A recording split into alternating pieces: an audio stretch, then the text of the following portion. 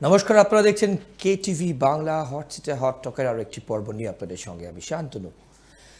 SIR নিয়ে কিন্তু যত দিন যাচ্ছে এসআইআর কিন্তু রাজ্য রাজনীতি উত্তপ্ত হচ্ছে, শাসক বিরোধী এবং BLO এবং BLA ERO এই নামগুলো কিন্তু খুব গুরুত্বপূর্ণ হয়ে উঠছে এখন। তার সঙ্গে সঙ্গে দেখুন, বাংলাদেশে ফেরার জন্য কিন্তু হিড়িক পড়ে গেছে মানুষজনদের। তাহলে এই মানুষজন যারা বাংলাদেশে ফেরত যাচ্ছেন, দিনের পর দিন যাচ্ছেন, যত দিন যাচ্ছেন, এরা কারা? এই হচ্ছে এখন সবার মনে এই প্রশ্ন চলছে। তার সঙ্গে বাংলাদেশে উত্তপ্ত পরিস্থিতি, আপনারা প্রত্যেকে জানেন। শেখ হাসিনার মৃত্যুদণ্ডর পর থেকে সেখানকার যা পরিস্থিতি, ভারত কি শেখ হাসিনাকে ফেরত দেবে বাংলাদেশকে? এটা কিন্তু একটা খুব বড় প্রশ্ন দেখা দিয়েছে। এই নিয়ে কিন্তু আমরা আজকের পর্ব রাখছি এবং এর সঙ্গে আপনারা কি মতামত আমাদের বিশ্লেষণের পর আপনারা ডেফিনেটলি আমাদের পর্ব দেখার পর আপনারা জানাবেন। অর্কপ্রভ সরকার হট সিটে হট টকে যার বিশ্লেষণ আপনারা প্রতিটি পর্বে শুনেন আমাদের সঙ্গে আছেন এবং আজকে আমরা আপনাদের সঙ্গে যে পয়েন্টটা বললাম সেটা নিয়ে কথা বলবার কথা। আপনার আজকে প্রকাশ স্বাগত। প্রথমেই জিজ্ঞেস করবার কথা, এসআইআরে AI প্রযুক্তি কিন্তু অ্যাপ্লিকেবল হতে পারে, ইলেকশন কমিশন বলছে। আমার প্রশ্ন প্রথম আমি যেটা জিজ্ঞেস করব, এই মুহূর্তে Gyanesh Bharti deputy election commissioner তার টিম নিয়ে পশ্চিমবঙ্গে আছেন এবং তিনি মিটিং করছেন ইয়ারদের সঙ্গে, যে কী পদ্ধতির এসআইআর এগোচ্ছে। লাস্ট আপডেট ওর কথা আপনার কাছে। না, এসআইআর তো ঠিকঠাকভাবেই এগোচ্ছে। প্রথম কথা, বিএলওরা বলছিলেন যে তাদেরকে সহায়তা করার জন্য, আপলোড করার জন্য পোর্টালে ডেটা এন্ট্রি অপারেটর দরকার। তা এর জন্য 1000 জন ডাটা এন্ট্রি অপারেটরের রিকুইজিশন নবান্নকে পাঠিয়েছিল ইলেকশন কমিশনের সিওর দপ্তর।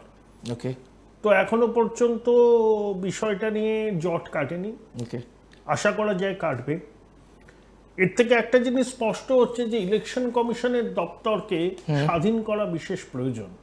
তাহলে আর্থিক স্বাধীনতাটা খুব জরুরি। বেশ, ভারতবর্ষের মধ্যে আর একটা দুটো রাজ্যেই নির্বাচন কমিশনের দপ্তর রাজ্য সরকারের সঙ্গে যুক্ত। এখানে রাজ্যের স্বরাষ্ট্র মন্ত্রক নির্বাচন কমিশনের দপ্তরের কাজকর্ম পর্যালোচনা করেন। একজন অফিসারকে পাঠানো হয়েছে অন ডেপুটেশন কমিশনকে। তিনি কমিশনের কী কী রিকোয়ারমেন্ট সেটা দেখে ফাইল সরাসরি ফিনান্স ডিপার্টমেন্টে পাঠাবেন। এতে সময় লাগবে, জটিলতা তৈরি হবে।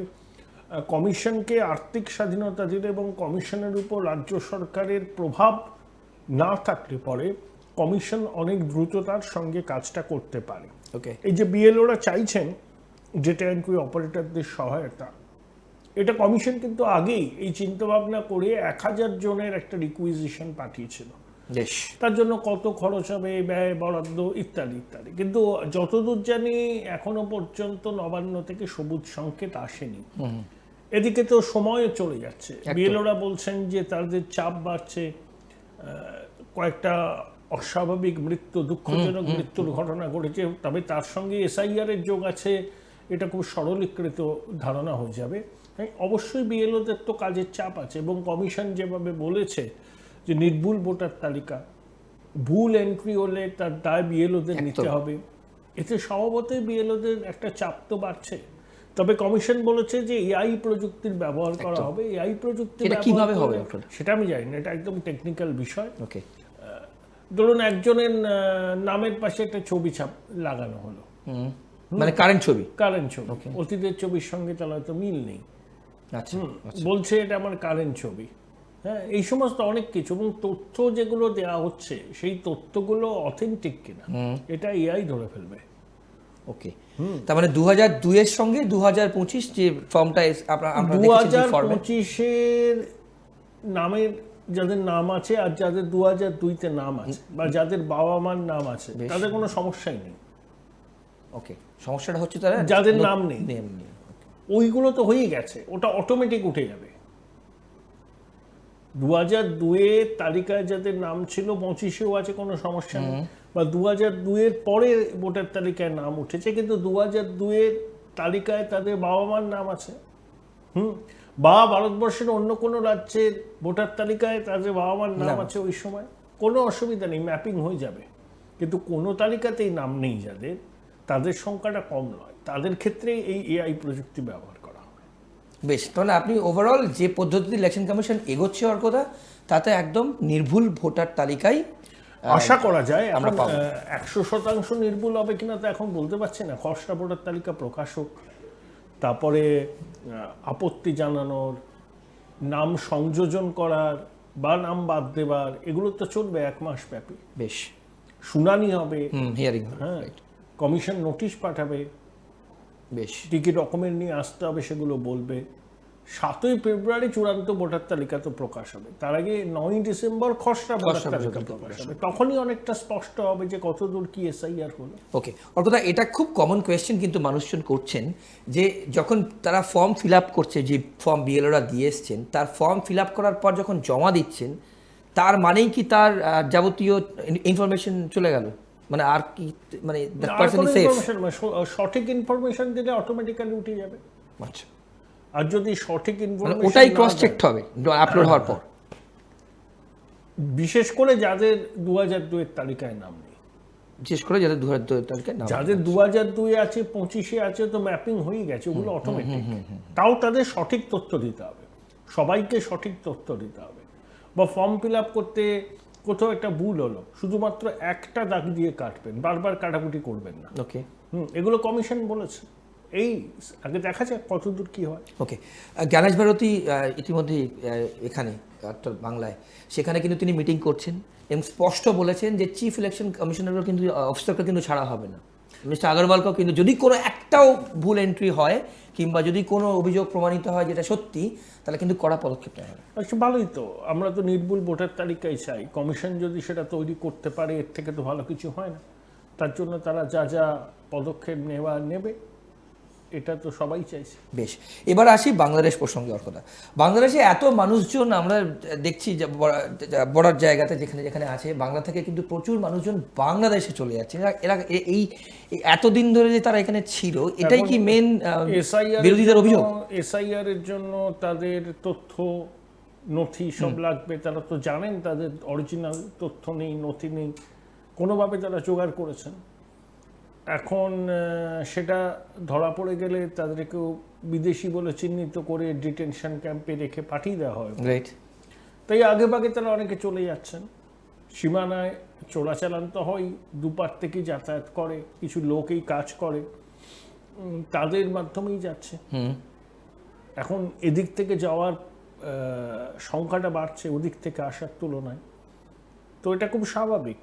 বহু জায়গায় এরকম হচ্ছে, যারা এই হচ্ছে অনুপ্রবেশকারী অর্কদা, যেটা বিরোধীরা সবসময় বলছে। তাও সামান্য সংখ্যক লোক গেছে, বহু আছে তারা কিন্তু আর ভোটার কার্ড এই এসআইআর প্রক্রিয়াতে অংশ নেবেই না। বেশ, এসআইআর প্রক্রিয়াতে অংশ না নিলে তো তাদের কোনো ডকুমেন্ট সাবমিট করতেই হবে না। তারা ভাববে যে ভোটার তালিকায় নাম থাকুক বা না থাকুক আমার কিছু এসে যায় না, আমি তো এখানে থাকতে পারছি, পরে দেখা যাবে কি হবে। এরকমও বহু হবে যারা বাংলাদেশে কিন্তু দেশ ছাড়ছে না, এই জনসমুদ্রে মিশে গেছে, তাদের অনেকেই কিন্তু এই এসআইআর প্রক্রিয়ায় অংশ নেবে না। কারণ এসআইআর প্রক্রিয়ায় অংশ নিলেই তাদের যে নথি আছে সেই নথি, যে জাল নথি, সেটা চলে আসবে। চিহ্নিত হওয়ার আশঙ্কায় তারা এসআইআর প্রক্রিয়ায় অংশ নেবে না। তাদের সংখ্যাও বিপুল হবে বলে ধারণা করা, মানে আপনি প্রেডিক্ট করছেন যত দিন যাবে এই সংখ্যা আরও বাড়বে, সম্ভাবনা আছে। ওকে, আমরা বিরতি নেব। তার আগে জাস্ট এক লাইনে নেবার কথা, বিহারে আমরা জানি রেজাল্ট কি হয়েছে, আপনারা সবাই জেনে গেছেন। নীতিশ কুমারই মুখ্যমন্ত্রী হচ্ছেন, নীতিশ কুমার মুখ্যমন্ত্রী হচ্ছেন, 2-1 দিনের মধ্যেই শপথ হবে। আমরা বিরতি নেব। আমরা বিরতি নেব হচ্ছে হটটাকে। যখন ফেরত আসবো, বাংলাদেশে এই মুহূর্তে রণক্ষেত্র আপনারা প্রত্যেকে জানেন, সেখানে কি পরিস্থিতি, এবং শেখ হাসিনাকে মৃত্যুদণ্ড দিয়েছে কিন্তু আন্তর্জাতিক অপরাধ ট্রাইব্যুনাল, আপনারা জানেন, সর্বোচ্চ সাজা দিয়েছে। এবং ভারত কি বাংলাদেশকে, শেখ হাসিনাকে ফেরত দেবে, এটা সব থেকে বড় প্রশ্ন। ইন্ডিয়ার কি স্ট্যান্ড, এই নিয়ে আলোচনা থাকবে। একটা ব্রেকের পর ফিরে আসছি, সঙ্গে থাকুন। বিরতির পর ফিরে এলাম, আপনারা দেখছেন হট সিটে হট টক। বিরতিতে যাওয়ার আগে এসআইআর নিয়ে, যা এই মুহূর্তে সব থেকে চর্চিত টপিক বলা যায়, যত ভোট আসবে এই এসআইআর নিয়ে কিন্তু আমরা প্রত্যেকে, আপনারা প্রত্যেকে ফর্ম, এনুমারেশন ফর্ম আপনারা ভরেছেন এবং বিএলওরা গিয়ে আপনাদের দিয়ে এসছে।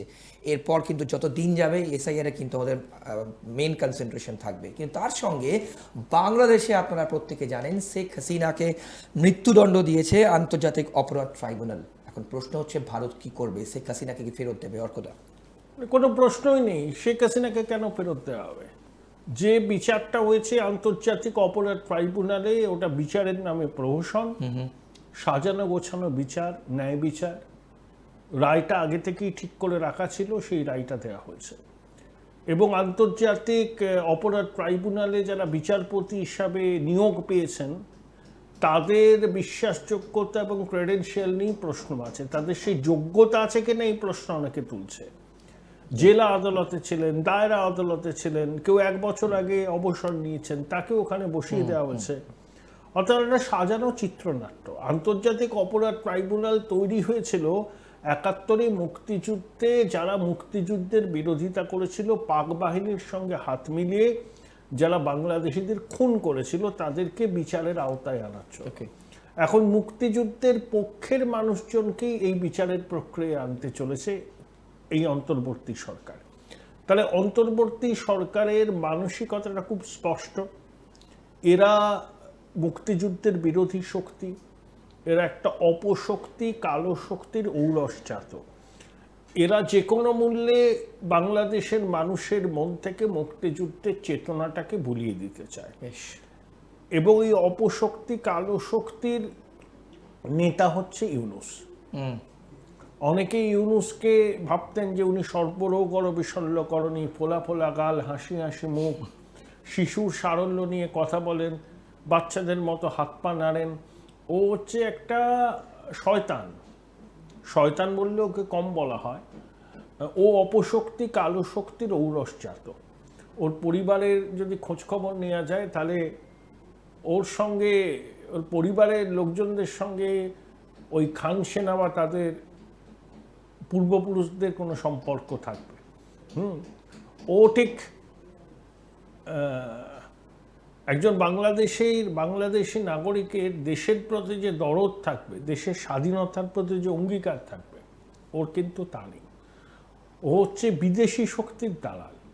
কি করে চট্টগ্রাম বন্দরকে বিদেশিদের হাতে তুলে দেব, কিভাবে পাকিস্তানকে রেড কার্পেট বিছিয়ে আনবো, কিভাবে ভারত বিরোধী জঙ্গিদের আস্ফালন করার সুযোগ করে দেব, কিভাবে নিজের গ্রামীণ ব্যাংকের কর মুকুব করব, নিজের পরিবার পরিজন ঘনিষ্ঠদের সম্পদকে বৃদ্ধি করব। ওর টার্গেট হচ্ছে এটাই। কিন্তু ওকে দেখলে লোকে অপাপবিদ্ধ মনে করবে, শিশুর সারল্য নিয়েও কথা বলছে, কিন্তু ও হচ্ছে একেবারে হাড়ে হারামজাদা। বাংলাদেশের ভবিষ্যৎকে নষ্ট করছে ইউনূস। এবং এরপরে আওয়ামী লীগের কার্যক্রম নিষিদ্ধ হয়েছে, তাদের ইলেকশন কমিশনের রেজিস্ট্রেশন বাতিল হয়েছে, এবার আওয়ামী লীগকেও নিষিদ্ধ করার পথে ওরা হাঁটবে। অর্থাৎ মুক্তিযুদ্ধের কোনো পক্ষ বা কোনো শক্তি যাতে বাংলাদেশে থাকতে না পারে সেই এজেন্ডাটা বাস্তবায়িত করার দায়িত্ব নিয়েছে ইউনূস। বেশ, ওকে সমর্থন করছে জামাত, ওকে সমর্থন করছে জঙ্গিরা, এবং অবশ্যই বিদেশি শক্তি, বিশেষ করে পাকিস্তান। ওকে, এখানে ভারতের কি রোল থাকবে?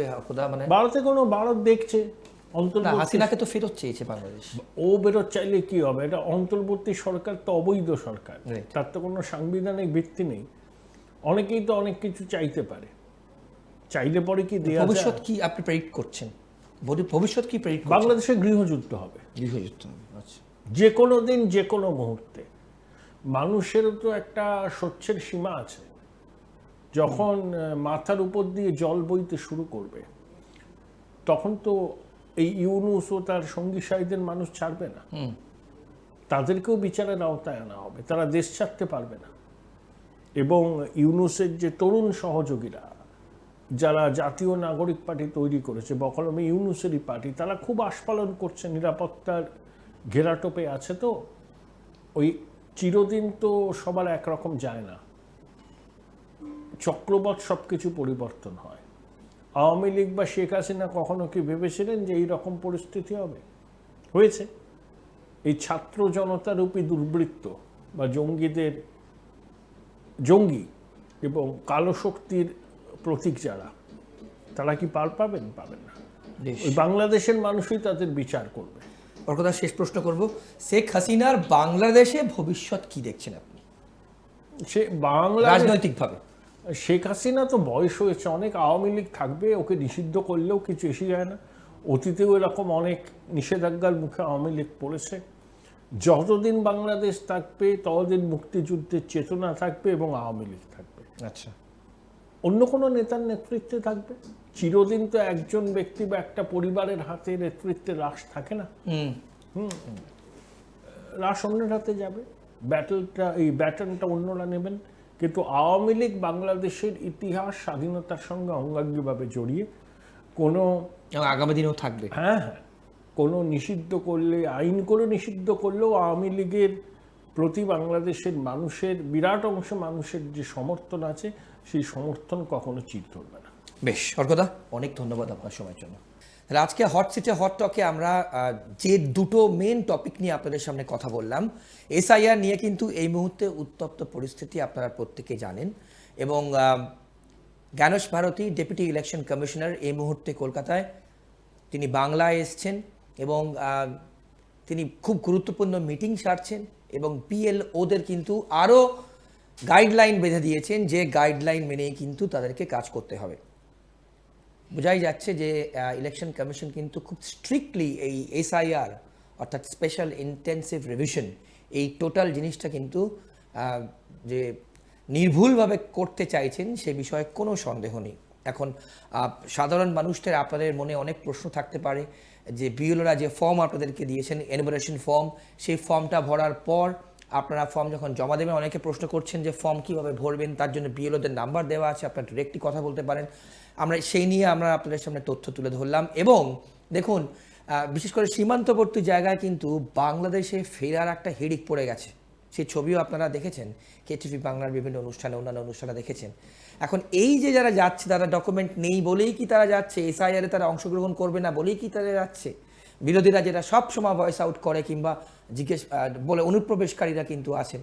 এখন এই নিয়ে কিন্তু যত দিন যাবে, যত এসআইআর এগোতে থাকবে, আমাদের সেদিকে নজর থাকবে এবং আমরা আপনাদেরকে সেই তথ্য আপডেট আপনাদের দিতে থাকবো যে এসআইআর আলটিমেটলি কোন দিকে শেষ হচ্ছে। 4 ডিসেম্বর পর্যন্ত সময়, 4 নভেম্বর শুরু হয়েছিল বিএলওদের বাড়িতে গিয়ে ফর্ম দেওয়ার পর, 4 ডিসেম্বর পর্যন্ত চলবে। এরপর অনেকে আপনারা অনলাইনে পোর্টাল আপলোড করে দিচ্ছেন, প্রচুর মানুষজন আছেন। তো আমরা সেই নিয়েও কিন্তু আপনাদেরকে অনুষ্ঠান করেছি এবং আপডেট করেছি। তার সঙ্গে বাংলাদেশে আপনারা জানেন শেখ হাসিনাকে কিন্তু আন্তর্জাতিক অপরাধ ট্রাইব্যুনাল সর্বোচ্চ সাজা অর্থাৎ হাইয়েস্ট পানিশমেন্ট, মৃত্যুদণ্ড দিয়েছে। তারপর এই মুহূর্তে বাংলাদেশে এক উত্তপ্ত পরিস্থিতি, রণক্ষেত্র কিন্তু বিভিন্ন জায়গা বাংলাদেশে, আপনারা সেই ছবি দেখেছেন। শেখ হাসিনার ভবিষ্যৎ, রাজনৈতিক ভবিষ্যৎ কী হতে পারে সে নিয়েও কিন্তু আমরা আপনাদের সামনে আজকের পর্বে বিশ্লেষণে তুলে ধরলাম। এবং বাংলাদেশ আগামী দিনে কোন দিকে যায়, জল কোন দিকে গড়ায়, সেদিকেও কিন্তু আমাদের নজর থাকবে এবং আমরা নিশ্চয়ই অন্যান্য অনুষ্ঠানে সেটা আপনাদের সামনে তুলে ধরবো। আজকের পর্ব এ পর্যন্তই। অন্যান্য সব খবরের জন্য আপনাদের চোখ থাকুক কেটিভি বাংলার পর্দায়। নমস্কার, ভালো থাকবেন।